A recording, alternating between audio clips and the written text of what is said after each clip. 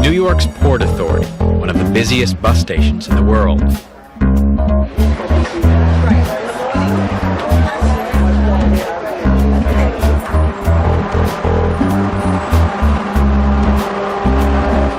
Thousands of people pass through this terminal each day, and they all have a story. Some are pretty ordinary, others full of intrigue.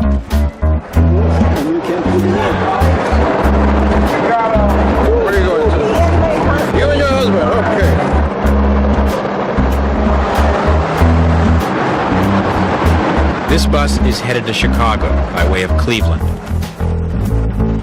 and the Pocono Mountains.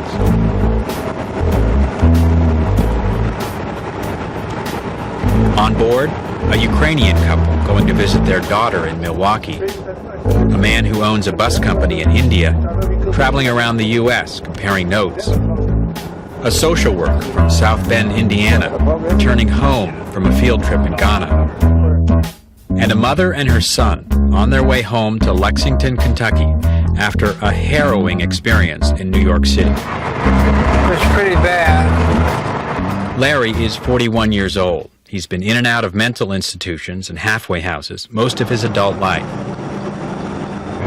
Do you want me to tell the story, Larry, how it all began? It was after Larry graduated from high school. There was a problem, but I didn't realize it. And the therapist there told me that he had paranoid schizophrenia. Larry was never going to be well, that he would have to be on medication the rest of his life. About a week ago, Larry left the halfway house in Lexington and began walking the streets, begging for money to go to New York. His mother pleaded to have him hospitalized. And they said, well, we can't put Larry in the hospital because he wants to go to New York, because he has to be a danger to himself or others. And I told them that Larry would go to New York and I'd have to go through all this trauma not knowing where he was.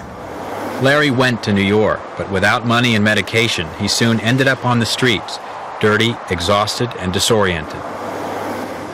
He called his mother to come get him. They were to meet at the Port Authority bus terminal. When I got to the bus terminal and Larry wasn't there, that was a very terrible thing for me, because I started crying. Here I was crying, an adult crying in the bus terminal. Margaret spent the next 2 days frantically looking for her son. She finally located him at Bellevue Psychiatric Hospital. Larry was released this morning. He was so happy to see me, and I was so happy to see him. I guess it's one of the more wonderful moments in my life. I've always loved Larry very, very much. The Lord gave me this love, I guess. And even though he has this terrible disease, it doesn't make any difference. The love is always there. Can you hear without the microphone? Is it recording it? So today we're traveling back to Kentucky. I'm a very happy mother.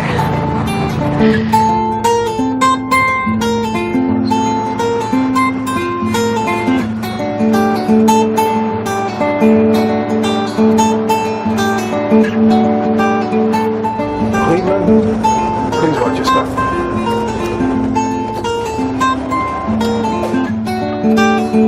It's almost midnight, and Margaret and Larry still have a long wait before catching their 8-hour connection back home.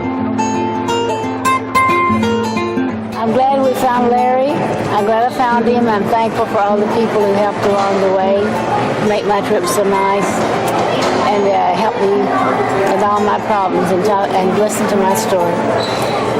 And I'm thankful there's so many wonderful people left in this world. You don't realize it until you get out by yourself.